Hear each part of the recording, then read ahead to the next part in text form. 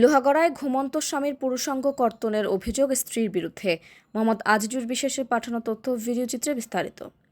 নড়াইলের লোহাগড়ায় পারিবারিক কলহের জেরে ঘুমন্ত স্বামীর পুরুষাঙ্গ কর্তনের অভিযোগ উঠেছে স্ত্রীর বিরুদ্ধে। এ ঘটনায় আহত স্বামীকে হাসপাতালে চিকিৎসা করা হয়েছে এবং অভিযুক্ত স্ত্রীকে পুলিশে আটক করছে। মঙ্গলবার ২৮ জুলাই সকাল আনুমানিক ৭টার দিকে লোহাগড়া উপজেলার গোপীনাথপুর গ্রামে আদুরের বসত বাড়িতে এই ঘটনা ঘটেছে বলে জানা গেছে। স্থানীয় পুলিশ সূত্রে জানা গেছে, মোহাম্মদ রুবেল শেখ এর বাড়ি যশোর জেলার বাঘারপাড়া উপজেলার ধলগ্রামে।